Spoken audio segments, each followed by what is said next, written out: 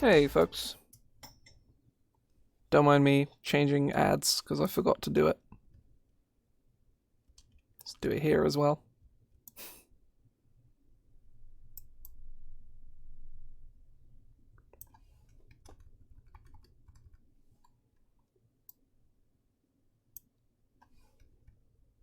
Let's go move it down a bit. Give us a sec.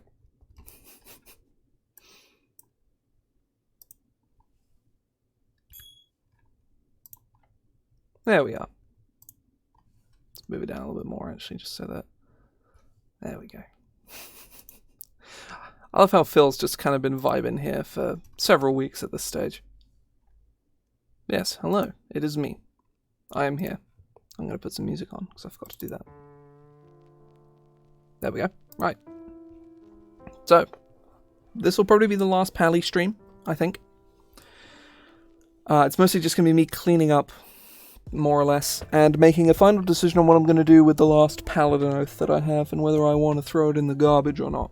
Which I think I'm probably going to, but it really depends on whether I have any mechanical ideas for it or not.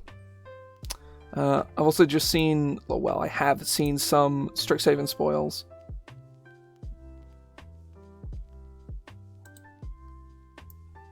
What is...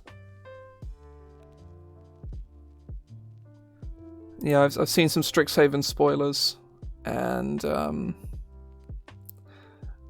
it's oh, it looks so cool. I won't spoil anything for anyone who hasn't seen it, but there is it's I'm very happy with how the I'm very happy looking at the mythic planeswalkers that I'm seeing. Very surprised to see a certain character. It's very cool. Either way, yeah.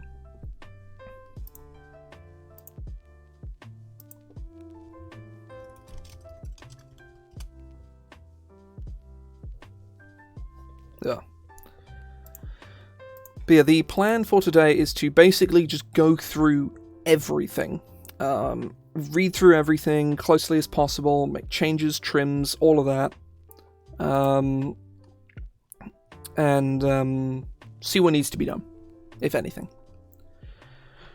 So I'm going to start... I may as well read Sacred Oath.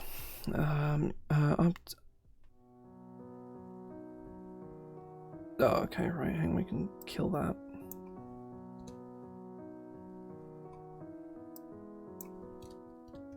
Choose from the list of available oaths at the end of the class description. Your choice grants you features at 1st level and again at 3rd, 7th, 15th, 11th, and 20th level. Oath spells is taken straight from the base class. You have reserve of healing power with a number of hit points as shown in the lay on hands pool column of the Paladin table. As a bonus action on your turn, you can touch a creature and expend an amount of hit points from the pool up to your Paladin level plus your Charisma modifier. Or the amount remaining in your pool, whichever is lower. The target regains that many hit points. Then, if the target is prone, you may pull it to its feet. No action required. I kind of like that you can pull them to their feet from prone. That's cool. Should you target a creature with 0 hit points with this feature, you must expend your action rather than your bonus action to do so. Your pool is replenished whenever you complete a long rest. This effect has no undead on constructs and undead. I think that works. Fighting style, we can skim over. Oh, the Smite shouldn't be here.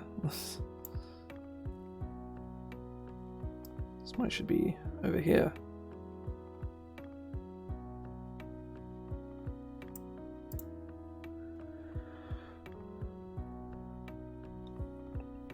So, Channel Divinity, you gain 2 Channel Divinity options determined by your choice of Paladin, as shown at the end of the class description. When you use your Channel Divinity option, you choose which option to use. You must then finish your short or long rest to use your Channel Divinity again. Some Channel Divinity require saving throws when you use such an effect. As class, the DC equals your Paladin's spell save DC. Divine Smite. Whenever you hit a creature with a melee weapon attack, you can cast a spell with a Smite tag as a part of that attack. affecting the target with the spell. Divine Sense. As an action, you can open your awareness to detect such forces. Until the end of your next turn, you know the location of any aberration, celestial, elemental, fey, fiend, or undead within 60 feet of you that is not behind total cover. You know the type of any being whose presence you sense, but not its identity. Within the same radius, you also detect the presence of any place or object that has been consecrated or desecrated, as with the Hallow spell. Alternatively, you use your action to gaze into the heart of a creature you can see within 10 feet of you. You learn the target's alignment as well as its creature types and tags, unless it makes a charisma saving throw against your Paladin spell save DC and succeeds.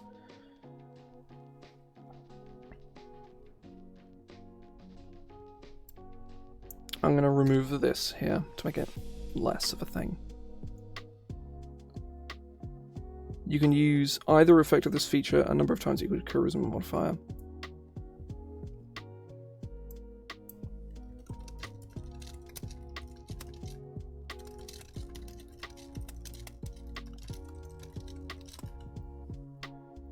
You learn the target's alignment as well as its creature types and tags. I think it's the alignment thing, you know?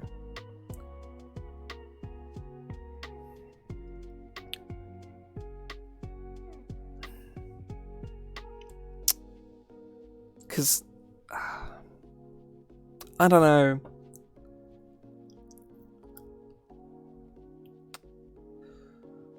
See, without the alignment thing, this kind of ability is pretty pointless. But at the same time, with the alignment ability, it's still kind of pointless. Or it's not that it's pointless, it's more that it's just kind of a very easy way for a paladin to just go, oh, that guy's evil, kill him.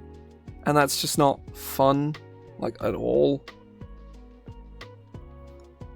Like older editions had paladins able to do that, and there's so many stories of just like nobody wants a paladin in the party because they always just promote this degenerate play of that guy's evil, go kill him right now. Yeah, I think this ability is good enough on its own, to be honest. Now that it actually senses otherworldly beings.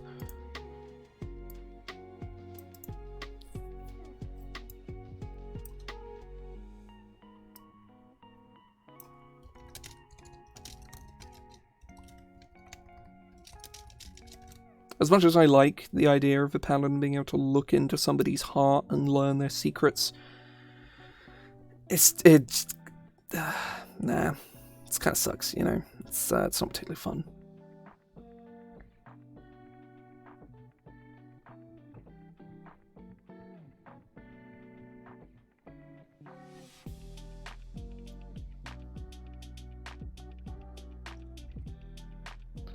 Whenever an allied creature within your aura must make a saving throw, the creature gains a bonus to the saving throw equal to half your charisma modifier, minimum of +1. Your aura spreads around corners and is suppressed whilst you're incapacitated. An 18 level. Yeah, no, that's cool. Sort of nerfing this ability to make it not insanely powerful. Now, Lay on Life. As an action, you may touch a creature, expending any number of hit points from your Lay on Hands pool. The target regains that many hit points. Once you've expended hit points from your Lay on Hands pool in this way, you cannot do so again until you complete a short or long rest.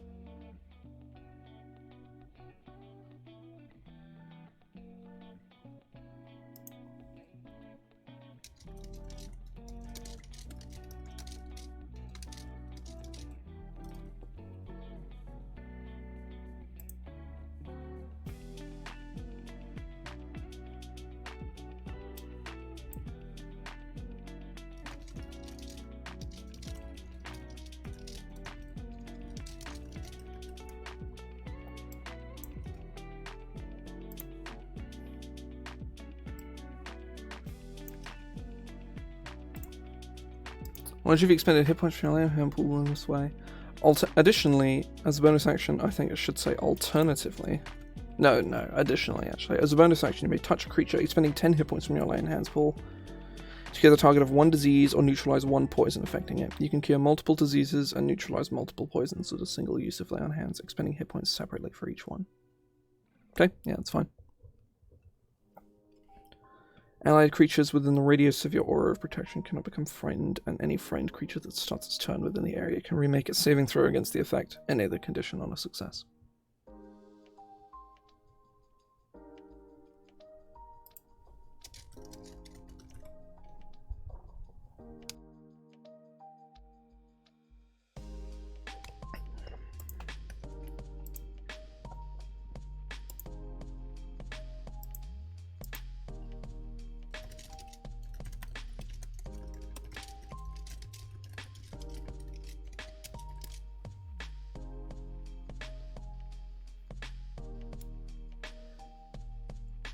And any frightened creature that starts its turn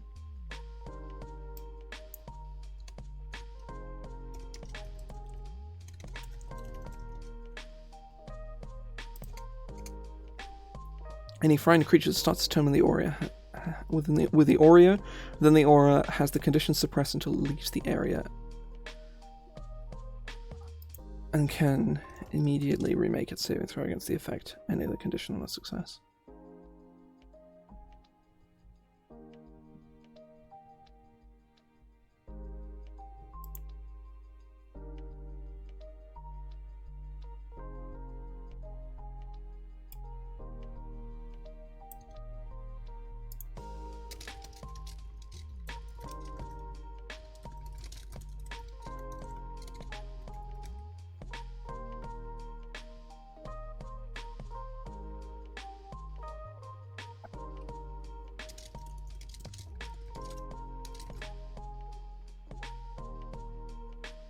Okay, I like that.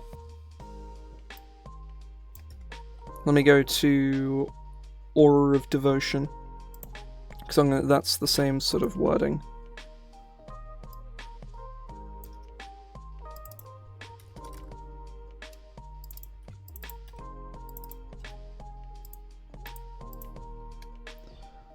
Allied creatures in the radius of your aura of protection cannot become charmed and has any ongoing charmed condition suppressed until it leaves the area. Additionally, any charmed creature that starts its turn within the area can immediately remake its saving throw against the effect and its condition on success. Poor bad guy that relies on Gias, right? Poor bad guy that relies on Gias. But if you're an Oath of Devotion Paladin, you specifically spec'd into the most boring Paladin Oath for that exact reason, so you should get something good out of it. And, you know, the bad guy not being able to really get anything out of Gias on your allies is pretty cool, so...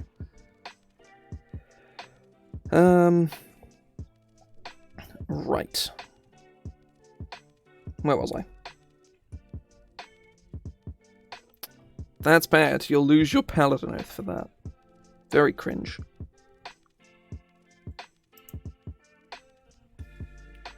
Improved Divine Smite is the exact same. Cleansing Touch. You can use your action to end one spell on yourself or one willing creature that you touch. You can use this feature in it. So yeah, you touch something, you touch a creature and dispel magic. That's really cool. That's just a cool ability. You've been slowed? Okay, Cleansing Touch yourself. I mean, then again, you're a paladin, you're going to succeed the Wiz save against slow anyway. If you fail it, that's your own fucking problem, right? But, I don't know, if the no, Mind Blast isn't a fucking, But, that's the base class looked at. We need to change this.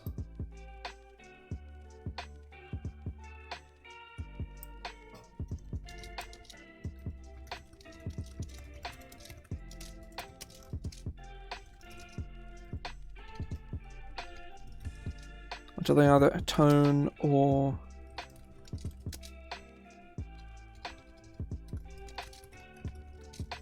or take a different oath.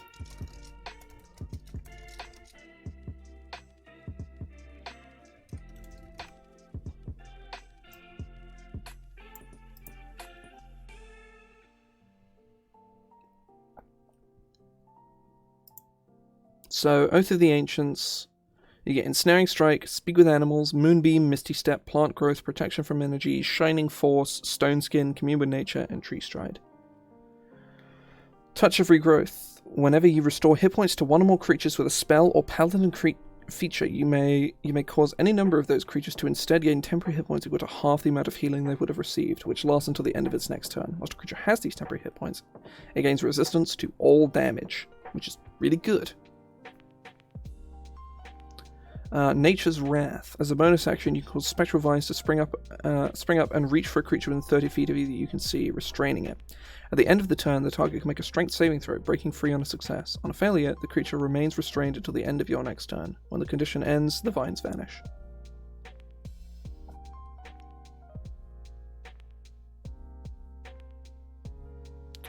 Turn the Faithless is literally you just turn Fae and Fiends, like we can skim over that, it's the exact same in base.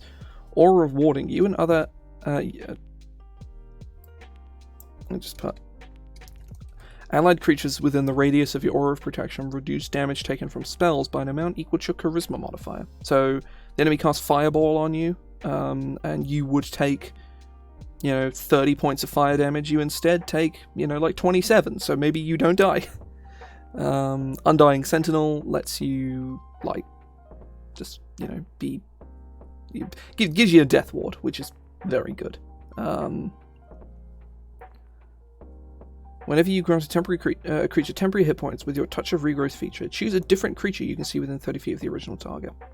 That creature gains an equal number of temporary hit points as per your Touch of Regrowth feature. Doing so does not expend a use of your Touch of Regrowth.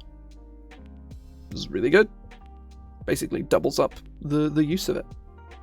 And Elder Champion I didn't change because it's really strong.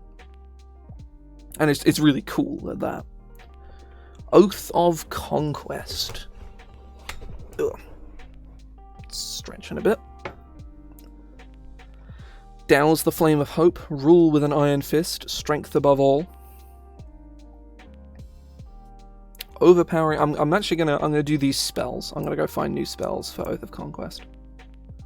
Your attacks strike fear into the hearts of your foes. Whenever you score a critical hit on an attack roll made against a creature, that creature suffers additional psychic damage equal to 2 plus your Paladin level and becomes frightened of you until the end of your next turn. Conquering Presence. As an action, you force each creature of your choice you can see within 30 feet of you to make a Wisdom saving throw. On a failed save, a creature becomes frightened of you for 1 minute. The frightened creature can repeat its saving throw at the end of each of its turns, ending the effect itself on a success.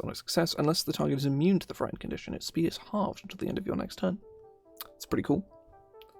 And Guided Strike is the exact same as the War Cleric one. You just I desperately need to hit this attack, so you just do. Unless you rolled a nat 1, or you rolled an 8, or something, and the creature has good AC. Aura of Conquest. Creatures frightened of you within the radius of your Aura of Protection have their speeds reduced to 0 and take psychic damage equal to half your Paladin level if they start their turn there. That's really good. That's really good. It's it's pretty good. It's more pretty good than amazingly good, but it's cool though.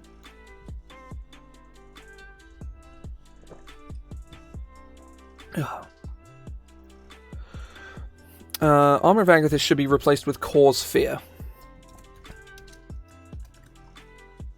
To my memory, that is a Xanathar spell. It is. It's a necromancy spell. Okay. Xanathars, sure. And then they need a new 5th level spell because Cloud Kill just seems kind of whack. That doesn't seem very in flavor at all. Let's look at 5th level spells. Let's look at enchantment spells first, see if there's anything here.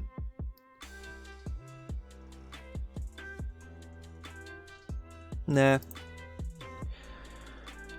Big Beast Hand, Circle of Power, Destructive Wave, it's pretty good. Flame Strike, Hold Monster Holy Weapon, it's a good one.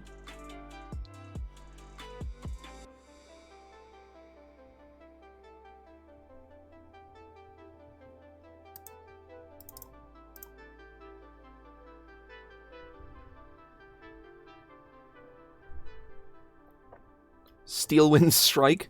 That's a fun one.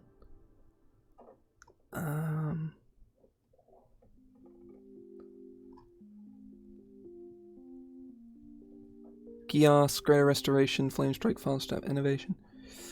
Honestly, Destructive Wave is probably the way to go here. It's not the most exciting thing in the world, but that's what we're going to go with. It's a cool spell. It's not the best spell in the world by any means, but it's pretty good. It's pretty good. Oh, right, I skipped over something. Overwhelming Menace. Any creature within 30 feet of you can see suffers disadvantage on saving throws made against the frightened condition. Niche, but fun. Scornful Rebuke. Whenever a creature hits you with an attack, unless you're incapacitated, that creature takes psychic damage equal to your charisma modifier. That's cool. Resistance to all damage, extra attack 3, and champion crits. Yeah, that's generically very good and very cool. It's cool and good, if you will. Command, Compel Duel, Warding Bond, Zone of Truth, Aura Vitality, Spirit Guardian's Banishment, Guardian of Faith, Circle Power, Gias. Gias is like a bit, but it is cool, so I kind of don't care. Whenever an allied creature that you can see within 30 feet of you reduces a hostile creature to 0 hit points, you gain temporary hit points equal to half your paladin level plus your charisma modifier, which lasts until the end of that creature's next turn.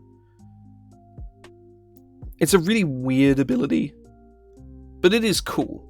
So, you know. Champion Challenge. Each creature of your choice you can see within 30 feet of you must make a wisdom saving throw. On a failed save, a creature can't willingly move more than 30 feet away from you. This effect ends on the creature if you are incapacitated, die, or if you end your turn more than 30 feet away from the creature. I'm pretty sure death is definitely a form of incapacitation, but I'm going to keep it there anyway. Turn the Tide. Each creature of your choice that you can see within 30 feet regains hit points equal to 1d6 plus half your paladin level. Healing received this way cannot restore a creature beyond half its hit point maximum. That's really good. This gives you better mass healing word at level 1. Or at level 3 even, which is genuinely really, really good. Aura of the Guardian. Whenever a creature within the Aura of Protection would suffer damage, you just take the damage instead of another creature. Aura of Tenacity. Allied creatures in the Aura of Protection gain advantage on saving throws made against the paralyzed and stunned conditions. Not particularly interesting, but it's cool. Grand Sovereign's Allegiance. You get an additional special reaction you can use to take once each round. You can use the special reaction only to reduce damage your Aura of the Guardian. Only to use your Aura of the Guardian feature, and you can't use it on the same turn you take your normal reaction. For 1 minute, you get resistance to all damage, you get regeneration. Creature in your Aura of Protection, add your charisma modifier instead of half your charisma modifier to saving throws they make.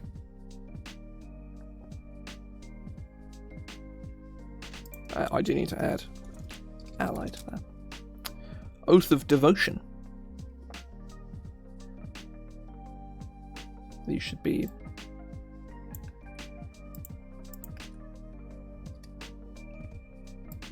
alphabetical. Very triggering. Protection from evil and good. Sanctuary, Lesser Inspiration, Zone of Truth, Beacon of Hope, Dispel Magic, Freedom, Movement, Guardian of Faith, Commune, Flame Strike. Flame Strike in base is terrible, but Flame Strike in my home game is actually, like, really good. Whenever you expend hit points from your land hands pool, the target gains temporary hit points equal to half the hit points expended. These temporary hit points last until the end of your next turn. Yeah, it's just like just make sure lay on hands a little better. It encourages not using lay on hands in the there's no point in me using it unless the person is unconscious kind of thing. And the new version of lay on hands kind of does that anyway by actually like costing more for targeting unconscious people. So using it whenever you have a spare bonus action to just top somebody off is like actually like quite good.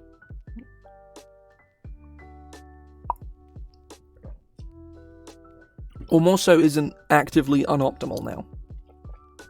Because that's a mistake new players often learn with, or often don't learn with 5th edition, because it's not really explained ever, and you have to kind of just know it to know it, is that healing is basically never worth it unless it's such an enormous amount that it basically brings somebody to full immediately, like from very low to full immediately, or they are actively unconscious. Because you either, unless the healing you can give them is worth you not using your action to help your allies in another way or just do damage, and the healing does not exceed the damage an enemy can do.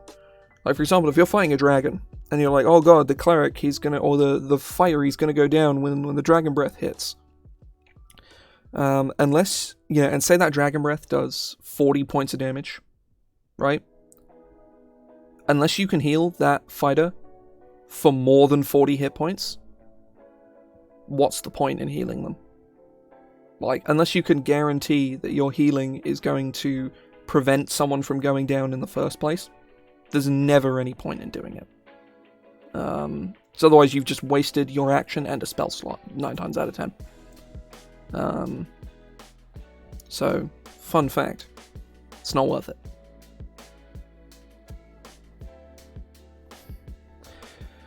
So, Sacred Weapon, you can add your Charisma modifier to attack rolls. The weapon also becomes magical, which is really good. And Turn the Unholy is just better Turn Undead, so that's fine. Aura of Devotion we just changed. Instill Faith. Whenever you use one of your Channel Divinity options, each creature you choose within 30 feet of you gains temporary hit points equal to your Paladin level, as long as they can see or hear you. These temporary hit points last for 1 minute. Creature with these temporary hit points can expend them as a bonus action on a turn, regaining hit points equal to the creature with temporary hit points. Creatures with temporary hit points gained from this feature or your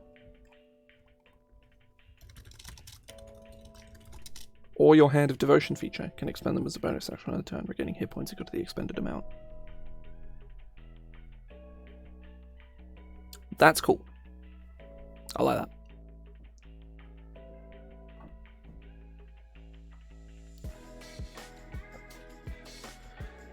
You permanently gain the benefits of the Protection Removal and Good spell. This effect is temporarily suppressed by an anti-magic field spell or similar magic. That's a cool ability. That's actually like a really cool ability.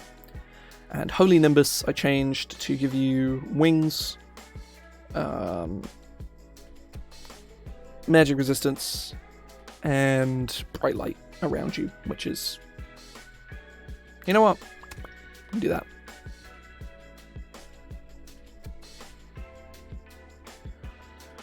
Oath of Freedom. Inspire Uprising. As an action on your turn, you may speak a call to action to a creature within 30 feet of you. If the creature can hear and understand you, you must make a Wisdom saving throw against your Paladin spell save DC. On a failure, it is charmed by you. If it was hostile to you, it is charmed until the end of your next turn. If it was not hostile to you, it's charmed for 1 hour, or until you or one of your allies takes a harmful action against a creature allied to it. The condition ends early if you or your allies take a harmful action against the creature. Creature charmed by you in this way is your ally and follows your spoken orders, which you give as a part of your action to use this feature. Additionally, a creature that fails its saving throw has the words you speak burned into its mind. The target remembers your words to the letter and is deeply moved by them in a manner the DM chooses. Once you've used this feature, you must complete a long rest before you may do so again. The number of times you can use this feature increases as you gain Paladin levels, increasing by 1 at 3rd, 11th, and 20th level. Freedom's Cause. As a bonus action, return you shout an inspiring cry. Choose up to 6 willing creatures you can see or hear you within 60 feet. This creature can expend a number of hit dice up to half your proficiency bonus, regaining hit points as they're expended as part of a short rest. Rebel's Maneuver. As an action on your turn, you can choose up to 6 other willing creatures that can see or hear you within 60 feet. Those creatures can use their reaction to move up to half their speed into spaces you choose before making a single weapon attack against a creature within their reach. This one's really good. This is really strong. Allied creatures in the radius of your aura protection gain advantage on ability checks and saving throws made to resist or escape from the effects that would cause them to be grappled, restrained, knocked prone, or moved against their will. Simple, reasonably okay. Nothing special though, but it's cool. Neat. Mass Uprising. When you use your Inspire Uprising feature, you may target any number of creatures within range. For each additional hostile creature you target, you must expend additional use of that feature. I really like that.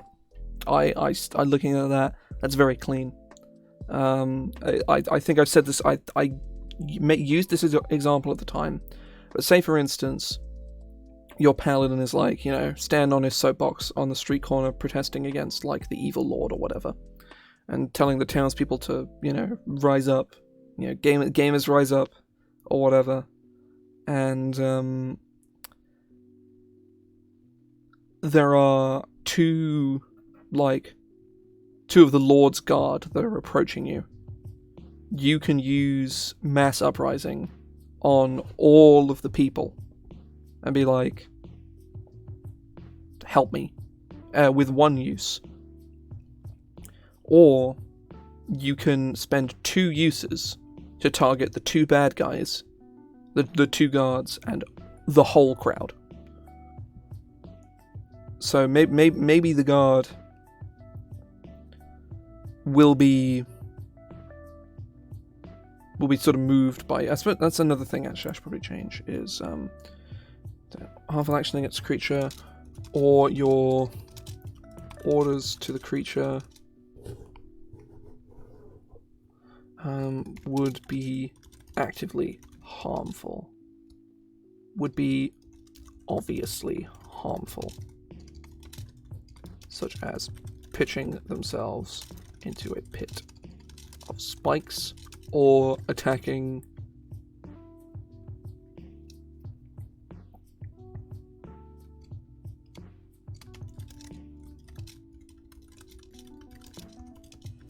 or asking a young commoner to attack a pit fiend.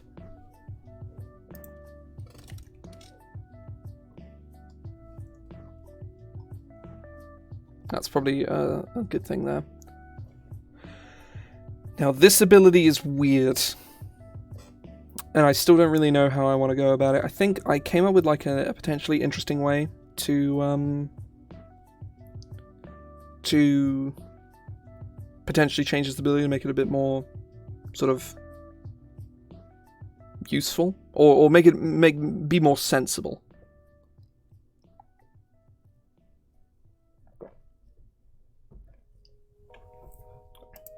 I'm going to move all this down here.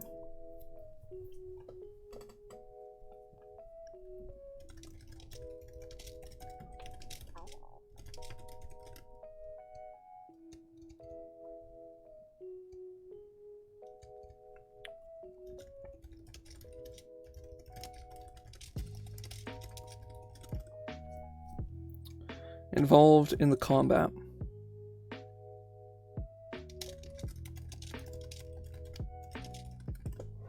And decide their initiative order.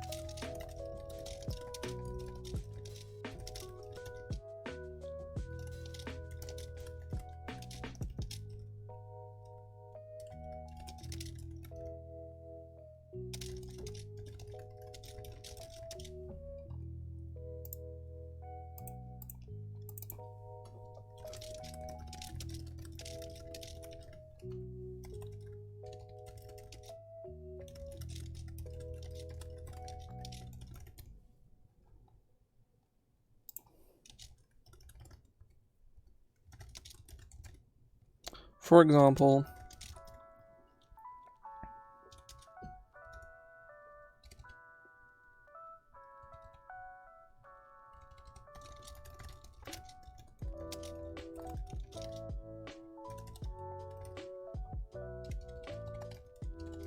a wizard, a rogue, and their NPC ally.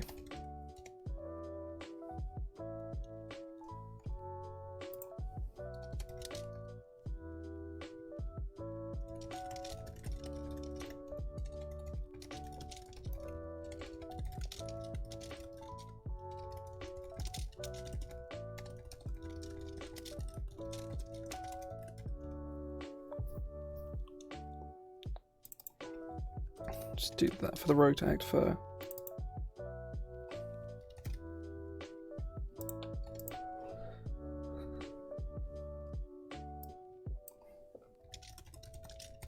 And a friendly NPC.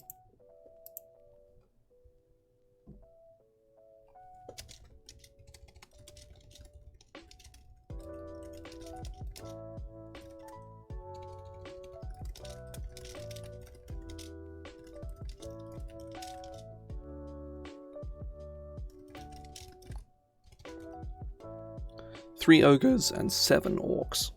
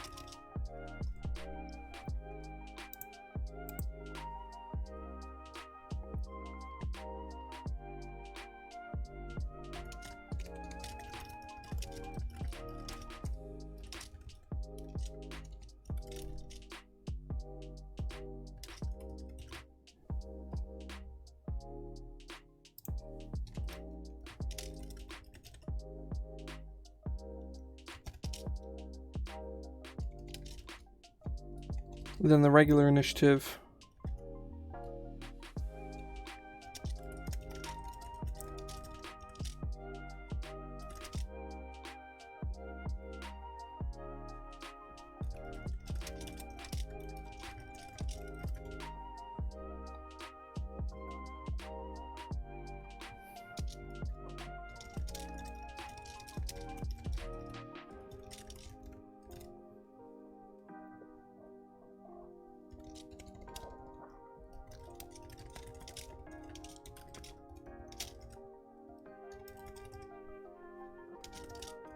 the rogue gets a 20. The paladin gets a 10. The rogue gets a 20. The wizard gets a 12.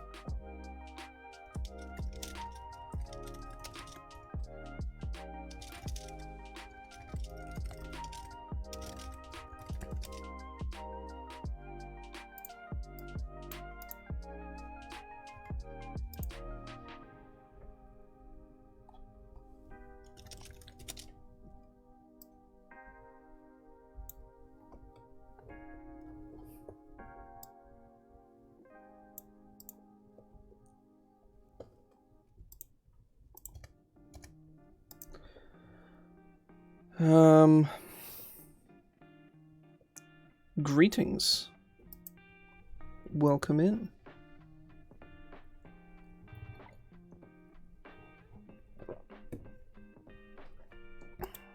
Oh.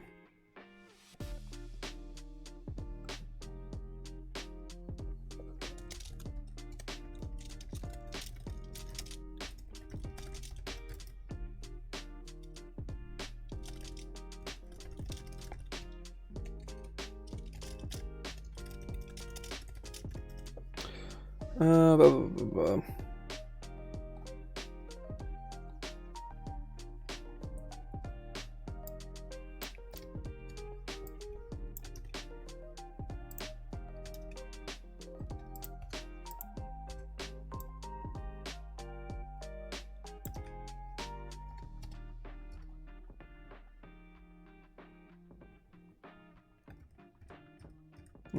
Okay, right.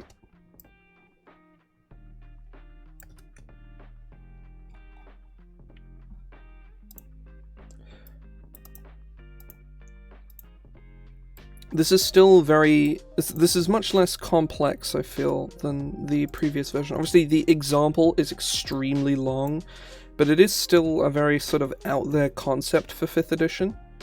To have, like, the initiative work in this way.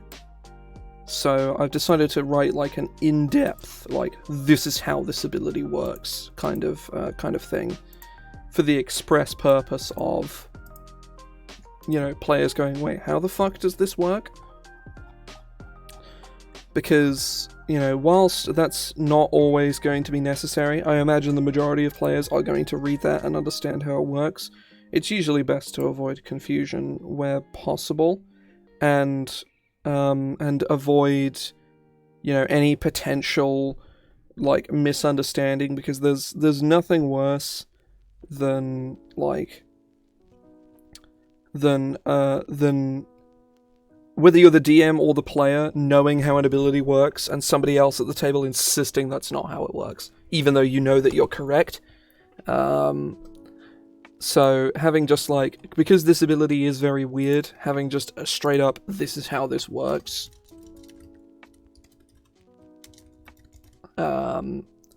is generally very helpful. Let's say the Paladin has 3 allies, a wizard, a rogue, and a friendly NPC. The Paladin can choose for the rogue to act first, followed by themselves, then the NPC, then the wizard. The DM then rolls initiative for the 3 groups of enemies, some ogres who get a 6, some orcs who get a 16, and their evil mage leader who gets a 13. The initiative will go as follows. The rogue, the paladin, the wizard, and the NPC ally. Then in the regular initiative,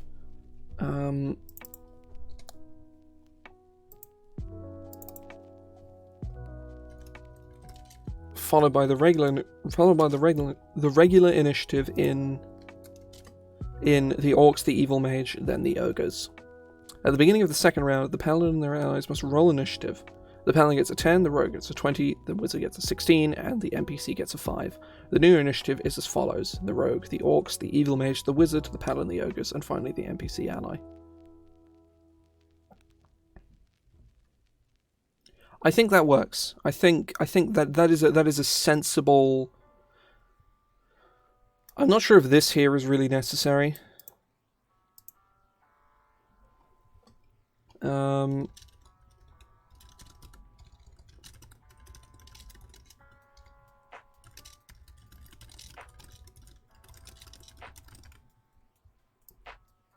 I might add this. See, that could be a little green sidebar next on the same page as Lead the Charge. But, what does Avatar of Freedom give you? At the beginning of each of your turns, you may shout words of inspiration to the creature within 60 feet of you. If that creature can see and can hear and understand you, it gains the benefits of your Rebel's Maneuver Channel Divinity without expending a use of that feature. That is cool. Whenever a creature starts its turn within your aura of protection, you may expend a hit dice. Rolling it and adding your charisma modifier, the target regains that many hit points.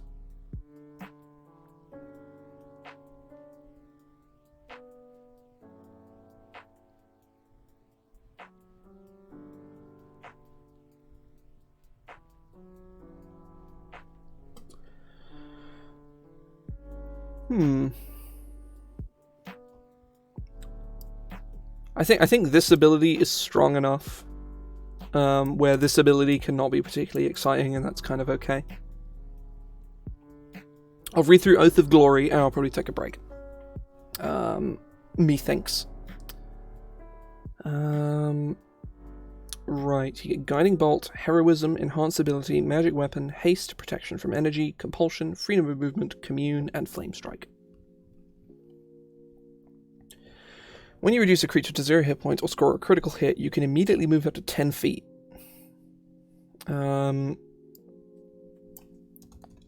You may then make a weapon attack against a creature within your weapon's range, within your weapon's reach.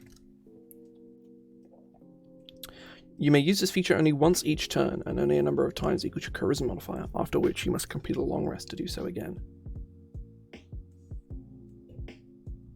Inspiring Smite. Immediately after you use your Divine Smite feature, you can use your Channel Divinity to distribute temporary hit points among any number of creatures you can choose that you can see within 30 feet. The total number of temporary hit points is equal to 2d8 plus your Paladin level divided among the chosen creatures you choose. These temporary hit points last for 10 minutes.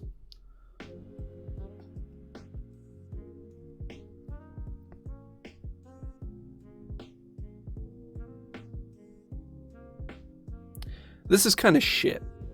This ability is not very interesting. I don't really like this at all. Like, what does that even add up to?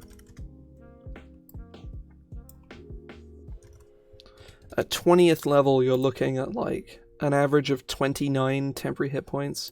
I guess there's no action for it, and you can just slap it all on one person, which is not that bad. But even so, it's not very good.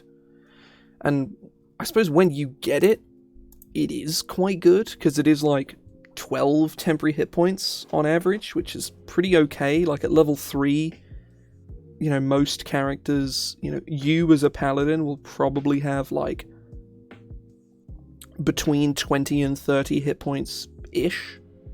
I don't know, what's the, let me check the average. Say you have +2 con, right? That's a safe bet.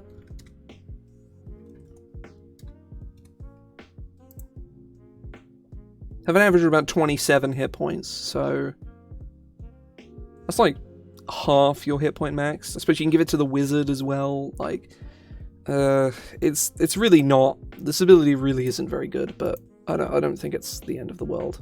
I think their level 1 ability being so good kind of supersedes that, to be honest. So I think it's probably okay. Aura of Alacrity. Your walking speed increases by 10 feet. Additionally, allied creatures that start their turn in your Aura of Protection gain a bonus to their walking speed equal to 5 feet until the end of their turn. Glorious Defense. Whenever a creature you can see within 10 feet of you is hit by an attack roll, you can use your reaction to grant a bonus to the target's AC against the attack, potentially causing the attack to miss. The bonus is equal to your charisma modifier. If the attack misses, you can make one weapon attack against the attacker as part of your reaction. If the attack misses, you can make one weapon attack against the attacker.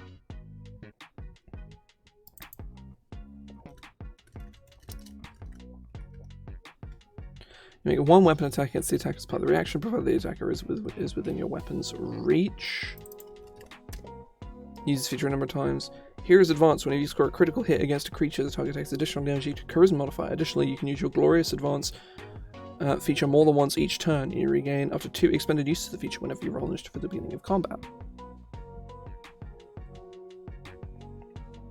Living Legend.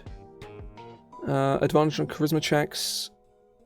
You can choose to hit on an attack that misses every turn. If you fail a saving throw, you can use your reaction to re-roll it. You must use this new roll. Oh, this one isn't very powerful, but you can expend a 5th level spell slot to use it multiple times, which is pretty okay, actually. It's not super great by any means, but it's okay. So, I guess the last thing to look at is, yeah, I like the idea of an aura that gives people Savage Attacker. That's really cool, but I don't think Oath of the Reaper really lends itself to, I don't know, maybe it's sort of like, maybe it's more about, like, more kind of Grave Domain, right? Where it's kind of like, it's, maybe it's like the edgy paladin, right? Like the really edgy paladin, where you're like, pay your dues to death and all that.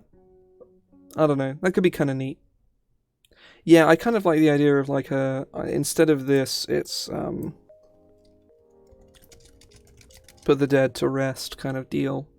I kind of like that, actually.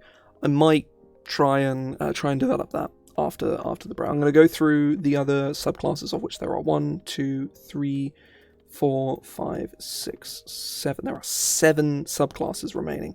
How many fucking subclasses are there? 1, 2, 3, 4, 5, 6, 7, 8, 9, 10, 11, 12, 13, 14. Holy shit. Either way, I'm going to take a break here because I want to go grab some food. When I get back, we're going to press on. I may take a look at Oath of the Reaper. I may not. I'm going to make a decision on that. I don't know.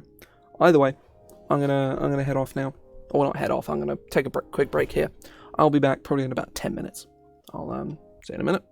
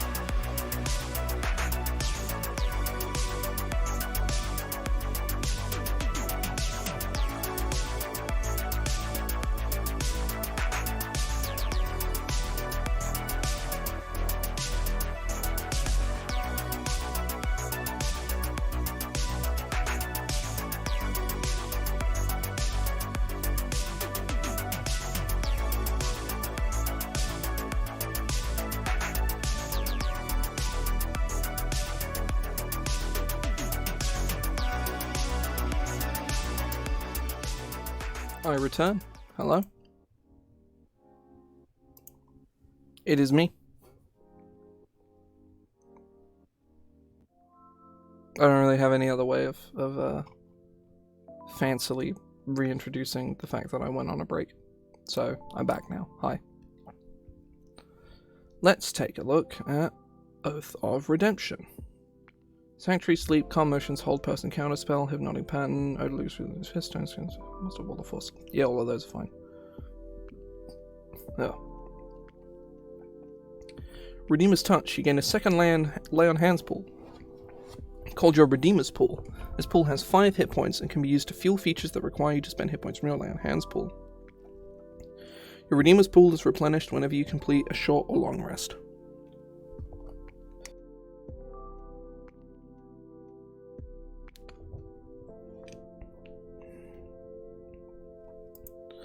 Now, I need to make sure that this actually works.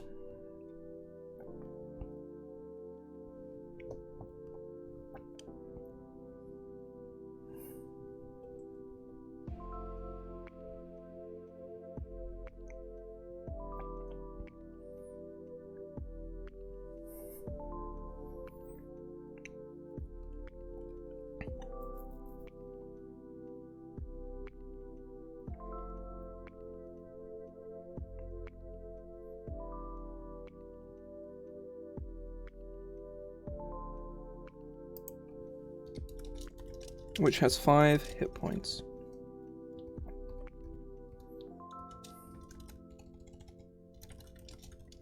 Whenever you would expend 1 or more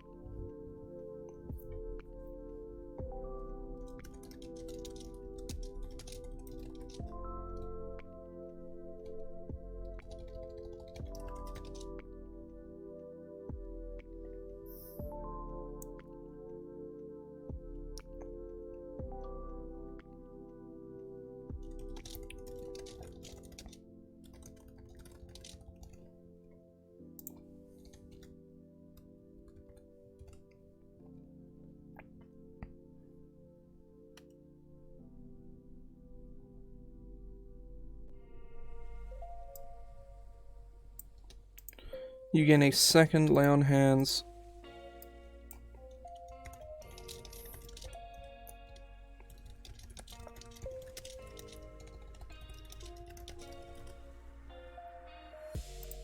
So yeah, I think that just kind of works. So yeah, you get an extra lay on hands full that comes back on a short rest. Might as well pull this down here. Oh, given that it's just dark over there now. Okay.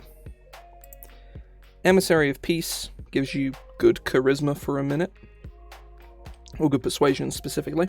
Immediately after a creature within 30 feet of you deals damage with an attack against a creature other than you, can use your reaction to force the attack to make a wisdom saving throw. I failed, so it's radiant damage. Damage it just dealt. So it takes half as much damage. Okay, that's fine. Aura of the Guardian is the same as the one that Oath of the Crown has. Redeemer's Divinity is not particularly exciting, but it's at least pretty decent, right?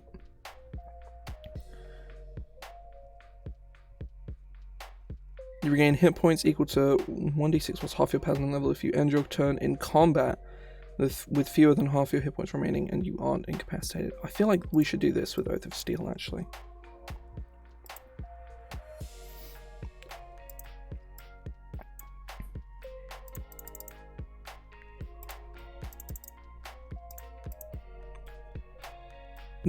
And meet your turns.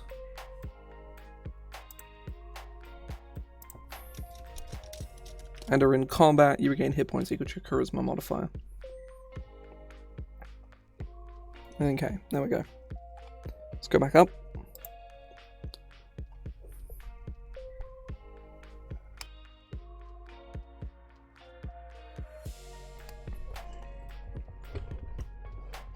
Resistance to all damage dealt by other creatures. Whenever a creature hits you with an attack, it takes radiant damage equal to half the damage you take.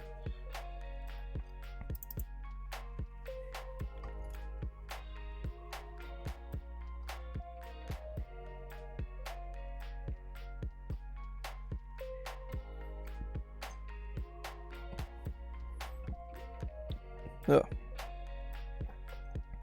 Let me go read Oath of the Crown real quick.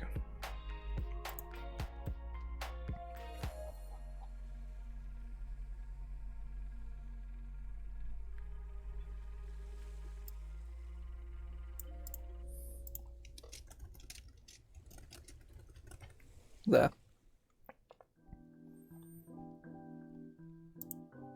Oath of the Scroll. Now, I made this yesterday alongside Oath of Steel. I'm going to write flavor text and the like in my own time, but, so we're going to skim over that now. Bonus proficiency.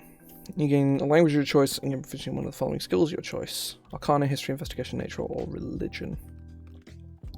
Lay on Arcana. As an action on your turn, you can touch a creature and choose a spell level of first or lower. You must then expend hit points from your lay on hands pool equal to 5 times the chosen level.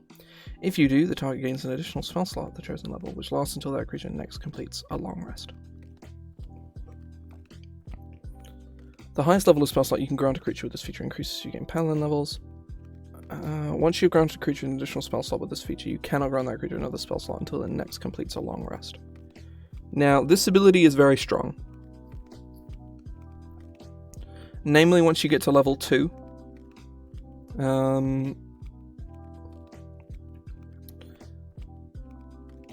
Because at lower levels you can give the wizard more more low-level spell slots, and that's really, really good. Like, you can give the wizard more slots for shield and shit like that. It's very strong, but honestly, I think it might actually be okay. It's very, very good, though.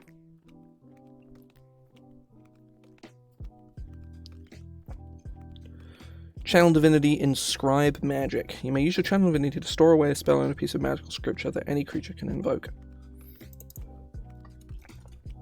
As an action on your turn, you may expend a spell slot and inscribe an incantation onto a piece of parchment or paper in a language you know. When you do so, choose a spell you know or can prepare. The chosen spell is inscribed onto the parchment until you next complete a long rest. Any creature that holds the parchment and can read its contents can cast the inscribed spell, using the parchment as a spellcasting focus if required.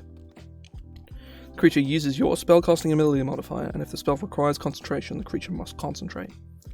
Once the inscribed spell has been cast, or whenever you use a bonus action to will it so, the inscribed parchment crumbles into dust and the magic is expended.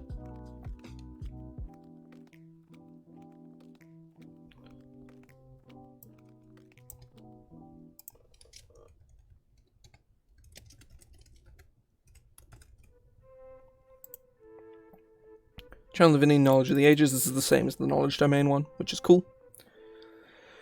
Aura of Channeling. Whenever a creature within your Aura of Protection casts a spell at first level or lower, if the caster is an allied creature, it gains temporary hit points equal to a Charisma modifier, which lasts until the start of its next turn. How about equal to the spell's level plus your Charisma modifier? So it scales a little bit, right? Alternatively, if the caster was a hostile creature, it must make a Constitution saving throw.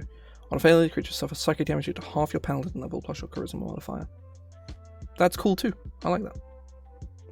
Arcane Teachings. First level spells from the Wizard spell list are considered Paladin spells for you.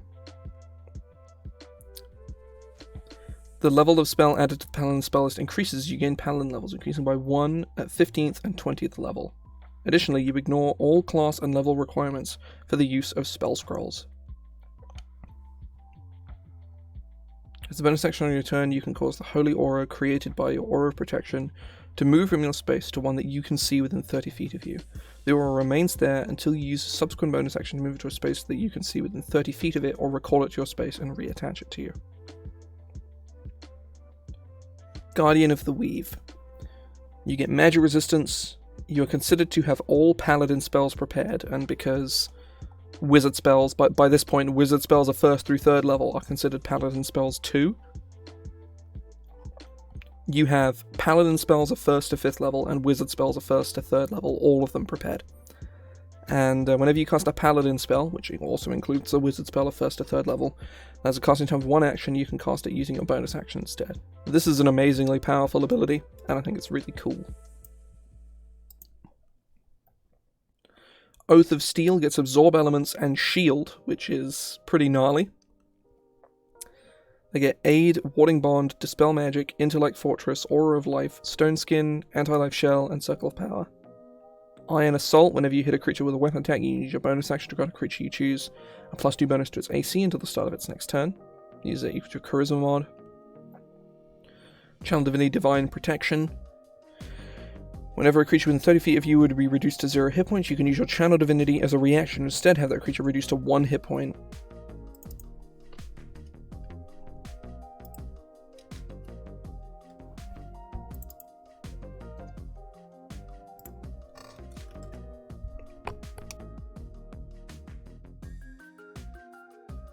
Yeah. Aura of Fortitude. Whenever an allied creature starts its turn in your Aura of Protection, it gains resistance to the next instance of bludgeoning, piercing, and slashing damage. Yeah, I don't like this. I want to change this.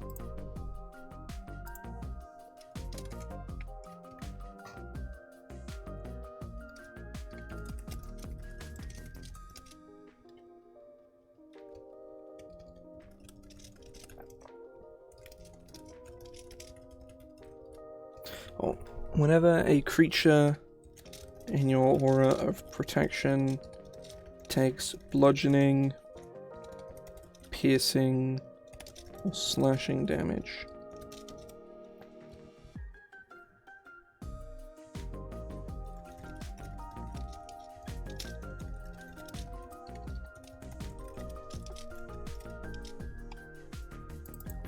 it can use its reaction to gain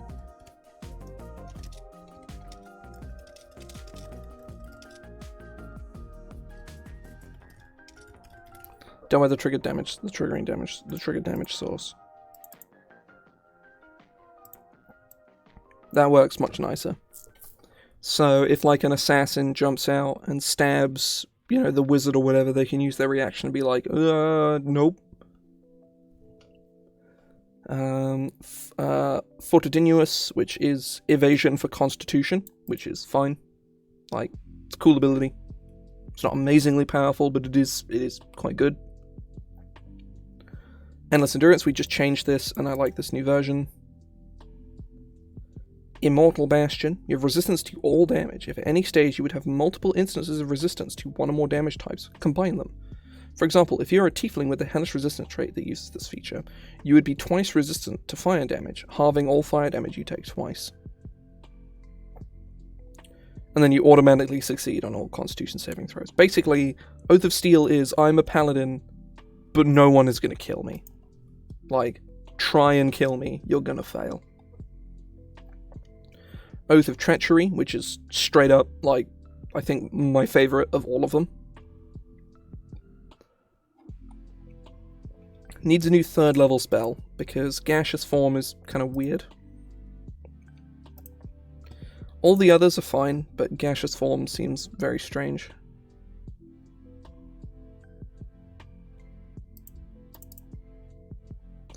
Let's have a look at 3rd level enchantment spells, see what we can get.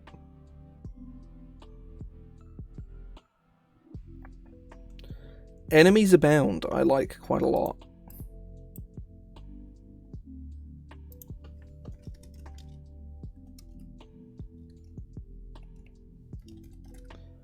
That's a cool one. Like, you're never going to cast it because, you know, haste exists. But, it's pretty cool.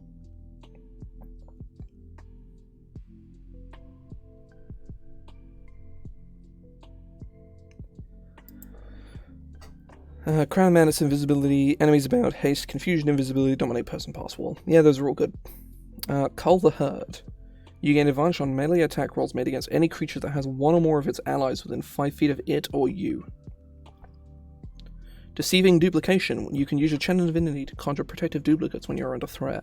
Whenever you'd become the target of an attack roll, you can use your reaction to conjure 3 duplicates as per the Mirror Image spell. The duplicates last for 1 minute, whereupon any remaining duplicates vanish. Treacherous Strike. As a bonus action in your turn, you vanish in a burst of smoke before reappearing in an unoccupied space you can see within 5 feet of a creature you can see within 30 feet of you. The next melee weapon attack you make against a target creature before the end of the turn deals additional psychic damage. This psychic damage is equal to a number of d6 equal to your proficiency bonus. So, yeah, you cold steel somebody, nothing personal, kid, and you stab them. And I think that's really cool. I really like that. Aura of Treachery. Whenever a hostile creature within your Aura of Protection misses you with an attack, you may use your reaction to force the attacker to make a Wisdom saving throw against your Paladin spell save DC. On failure, the creature re-rolls the triggered attack, targeting another creature within the attack's range. A creature immune to the charm condition succeeds on the save. Oh, okay, right. Yeah, you can force somebody to target one of their allies, which is cool. Blackguard's Escape. Immediately after you're hit by an attack, you use your reaction to turn invisible and teleport up to 60 feet to an occupied space you can see. You remain invisible until the end of your next turn, or until you make an attack, deal damage, or force a creature to make a saving throw.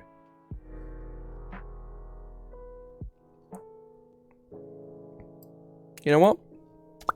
Let's do that. You just stay invisible till the end of your next turn. Because you have to get hit first.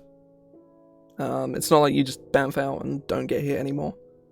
And you don't become hidden either, because for those of you who are not aware, being invisible does not mean that enemies don't know where you are. They just can't see you. You still make noise, you still smell bad. They still know, and you're you know, like, you're not making efforts to hide yourself, they just can't see you.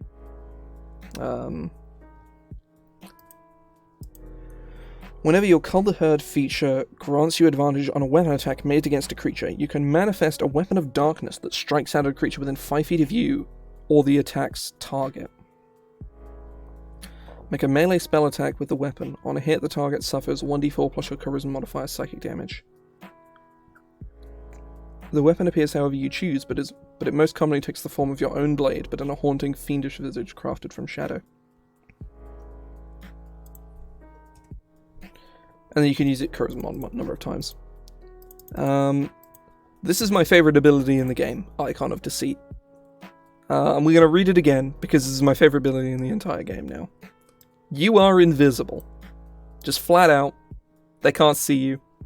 What are they going to do? The first time a creature damages you on its turn, it must succeed on a Wisdom saving throw against your Paladin spell save DC. Or you control how it takes its next action, provided that you aren't incapacitated when it takes that action. A creature automatically succeeds on the save, it is immune to being charmed. So, for any Magic players who are in the chat, let me go,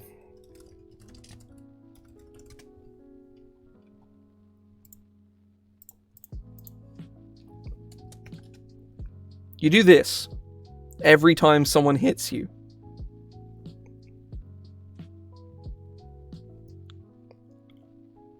Which is just... This is so cool. It's so cool. I love it so much. This ability is amazing. If you have advantage on an attack roll, you get a bonus to its damage equal to your to its damage roll equal to your Paladin level. That's really good. Basically, because Oath of Treachery was never printed and is a UA, and most campaigns never go to level 20, I would wager a bet that no one has ever used this ability before. Like, or the number of people that have used it is in the single digits. Like, human beings that have used this ability outside of, like, playtesters or whatever is less than 10. Not the number of times it's been used, but, like, number of human beings who have gotten to use this ability in a D&D game. It's probably less than 10. Which is just really sad. That's the thing that sucks about all these Paladin level 20s, is they're all awesome, but no one ever uses them because no one ever goes to level 20. They're amazing, but no one ever fucking gets them. It's real sad. It's super fucking cool, though. I love this ability. I love all of these abilities, to be fair. Like, I desperately want to play an Oath of Treachery Paladin. It's so cool. It's so cool. Oath of Valor, this is mine. Actually, there's a bunch of these here that are mine now, technically speaking, so that doesn't really mean much of anything, but, Detect Emotions, Shield of Faith. Detect Emotions is from the Archive of Esoteric Secrets, which is getting an update on March 30th. Hang on, where's my guild link? Guild. There we go. I updated my card site recently. It's got my portfolio. It's got me on it, I think. Is the favicon working yet? No, it isn't. Oh, it is! Hey! Only took them several days. Greetings, Ruben. Welcome in. Still very happy with how the card site has come out. It actually looks really good. But either way, let's take a look at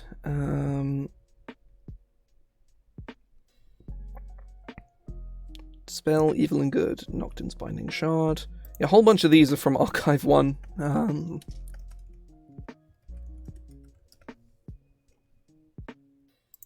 Crystal Breath, that's from Archive 1.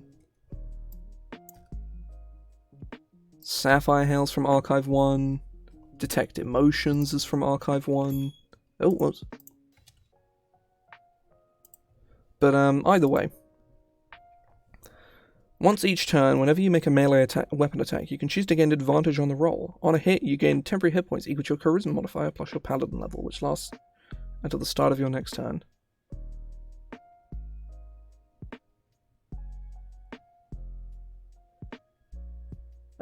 I got a mythic. It was Finale of Devastation. I believe it was. It's in my box here. This case. I'm gonna try and find it.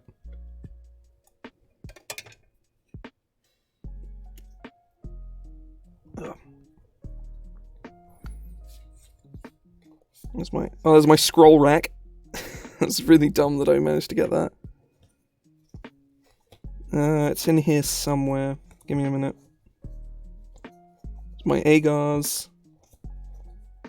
It's my Risen Reef. It's near the bottom, oh, here it is. There you go. There is Finale of Devastation. Very popular commander card. It's about $25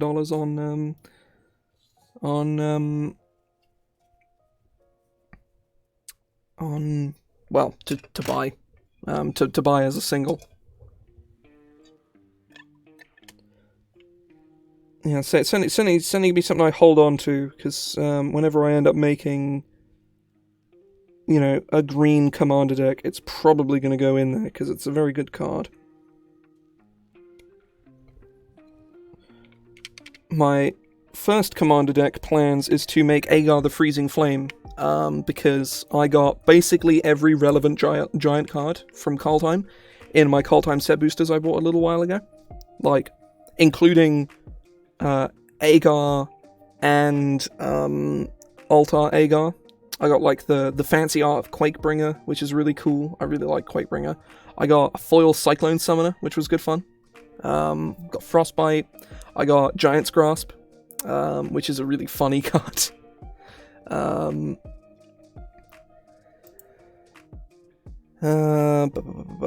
Let's say either way, I'm going to continue reading here. This ability is really strong. This is a really strong ability.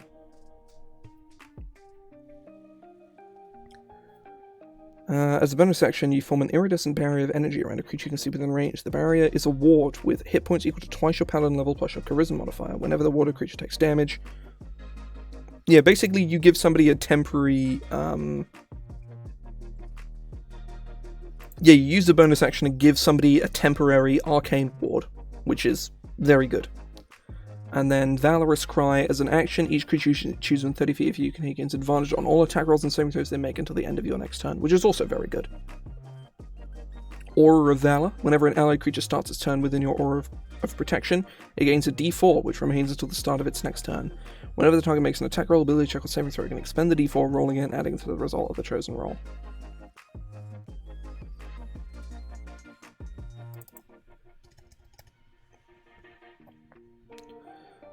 Whenever you use your Divine Smite feature, a creature you choose within 30 feet gains temporary hit points equal to 4 times the level of the spell slot expended plus your Charisma modifier.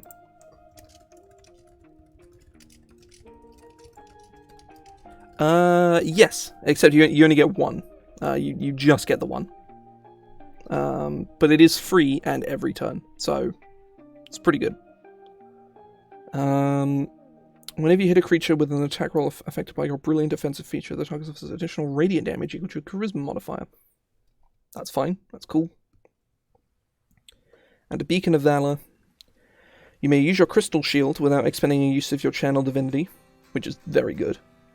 This thing here. Creatures within your Aura of Protection add your Charisma modifier instead of half your Charisma modifier to saving throws they make. Your Aura of Valor provides D10s instead of D4s, which is pretty good. Just 2 more to look at. Oath of Vengeance. Bane, Hunter's Mark, Hold Person, Misty Step, Haste, Protection from Energy, Banishment, Dimension Door, Hold Person, and Hold Monster, and Scrying. As a bonus action on your turn, you can make a melee spell attack against a creature you touch, expending a number of points from your lay on hands pool up to your Charisma modifier plus your Paladin level.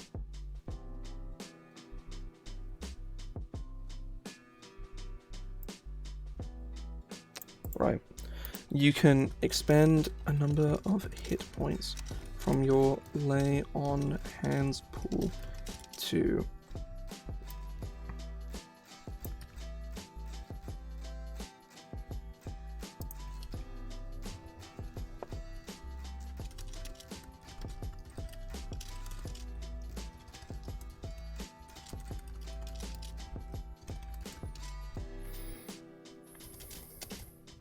a melee spell against a creature you touch.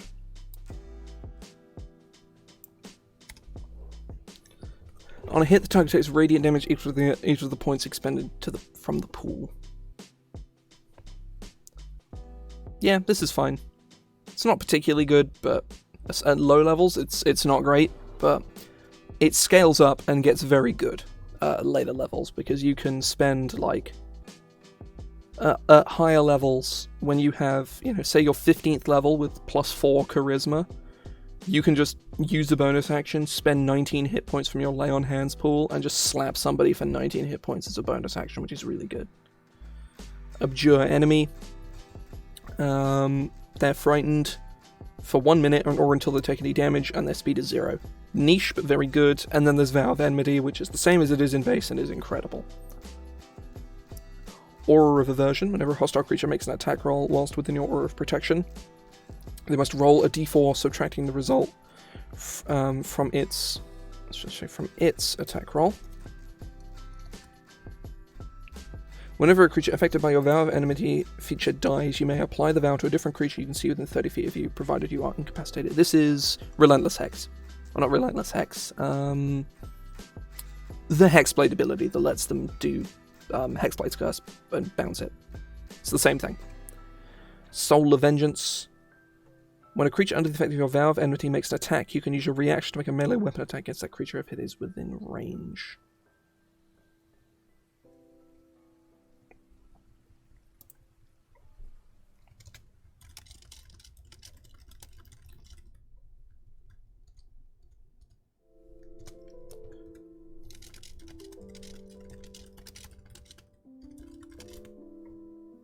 I like that. I think that's a cool little addition there. Oh. So flying speed is 6 feet. The first time a hostile creature enters your Aura of Protection or starts its turn there, the creature must succeed on a Charisma Wisdom saving throw, become frightened of you for 1 minute or until it takes any damage. Attack rolls against frightened creatures in this way are made with advantage. Very simple, not particularly exciting or flashy. Probably the least flashy of all of them, to be honest. But it is cool. I like it. Oh, that should say Oath of. Now, Oath of the Watchers is... yeah, whatever. Like, it exists. I don't think it's particularly exciting, but it's fine. So, Moonbeam. I think Moonbeam is fine. We're going to stick with Moonbeam. I don't think it's very good on a Paladin. I may look for potential alternate sort of routes for it. And Aura of Purity is a horrible spell. It's just an aggressively not good spell, like, at all. So I'm going to cut that. I'll look at second level spells just in case there is anything better than Moonbeam to pick. Because Moonbeam is an action cast and an action to move, which is not super great on a Paladin when you want to be spending every single turn slapping a guy, you know? This is Oath of the Watcher.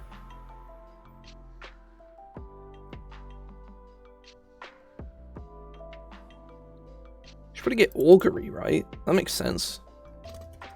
I'll give them Augury. Aura of Purity is just not a good spell. It's just a very, very, like, Aura of Purity is fine as, like, a 2nd level spell or something like that.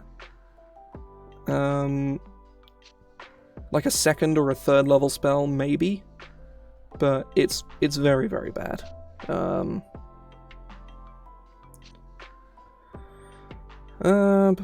Arcane Eye. I mean, yeah, it's gotta be Arcane. It's Oath of the Watcher. Of course it's gotta get Arcane Eye. Arcane Eye, obviously. Harness the Realms.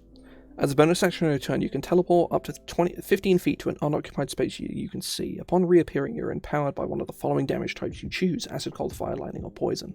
The next successful weapon attack you make before the end of your next turn deals additional damage of the chosen type equal to 1d4 plus half your Paladin level. Once you use this feature, you must complete a short or long rest before you may do so again. The number of times you can use this feature increases as you gain Paladin levels, increased by 1 at 3rd, 11th, and 20th level. Abjure the Otherworldly.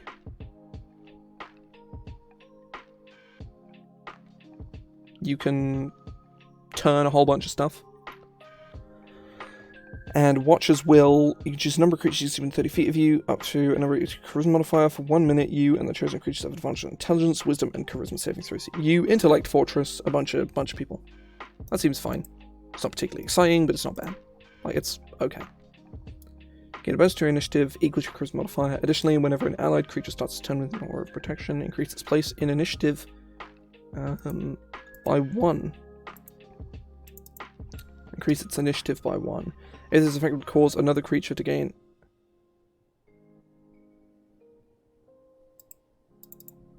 If this effect would cause a creature to gain an additional turn as a part of the same round, that creature does not get an additional turn.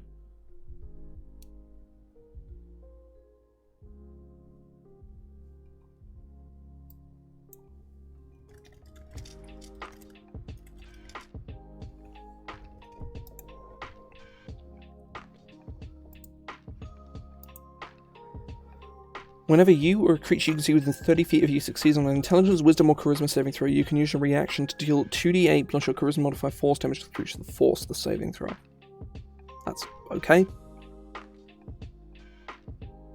Your Harness the Realms feature improves in the following ways. You instead teleport up to 30 feet. You may choose necrotic, psychic, or radiant damage alongside the other damage types available. The damage increases to 2d4 plus half your Paladin level. Honestly, do that. It's much better. As a bonus action, you get True Sight, advantage on attack rolls against otherworldly creatures. Whenever you hit a creature with an attack roll and deal damage to it, you can force it to make a charisma saving throw. It's managedly banished. This is not, like, I think Oath of the Watchers is probably... Oath of the Watchers and Oath of Devotion are probably the least interesting, mechanically and flavorfully, of all of them. But they're not without value, you know. Someone is going to want to be an Oath of the Watcher at some point, right? You know, it's not like without value, it's just not very interesting. But yeah, no, I'd say, I'm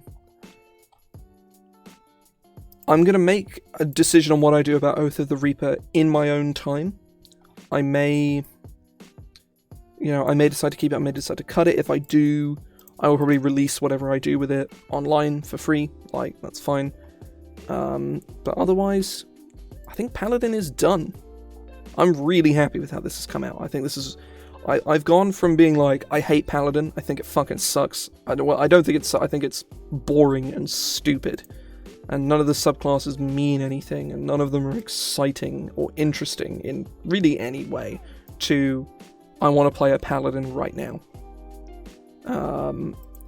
You know, I very, very much would like to be an Oath of Treachery or Oath of the Scroll Paladin, because that would be super cool. Get a bunch of these really neat abilities. Everything kind of combos together and actually works in the way that you would want it to. I really, really like this. I think it's really cool. I'm a big fan. But yeah, I think I am going to call it quits there for today. thank you very much for sticking around and watching. I'm going to see if there's anyone to raid. There is no one streaming right now. I'm going to do a refresh and make sure that that is in fact correct, and the raid screen is not lying to me, which it often does. No, they must have fixed it, because every time I've said that thus far, I have actually been correct. There's been nobody streaming. Either way, I'm going to sign off now. I have a very busy week ahead of me, so you will probably not see me again until this Sunday.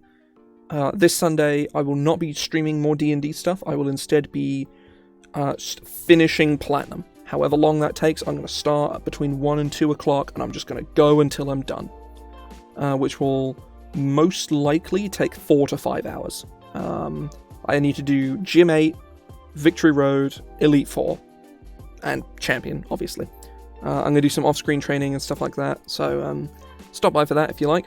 I'm very much looking forward to it. I got to do Spear Pillar for the first time in probably about 8, 9, 10 years yesterday, and it was awesome. So cool. Jammed to Giratina's battle music. It was good. It was really cool. It'll be very sad to finish it next week. But I'm looking forward to fighting the champion. It's going to be. It's. I'm actively really excited. But yeah, Platinum has really lived up to. There's been a few moments where I've been like, but I think the Distortion world really kind of made up for all of the kind of weirdness earlier on, namely Crash Awake and all of his bullshit. But I've had a blast with it, so I'm looking forward to getting back. Oh, I'm streaming on Thursday because the Strixhaven announcement is on Thursday, and I've made a bit of a tradition of it thus far.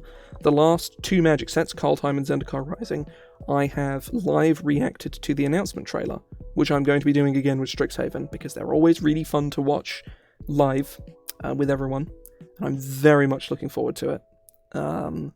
I saw the spoilers, I was talking about them earlier on, and oh my god, that's so cool. Kasmina doesn't look super broken.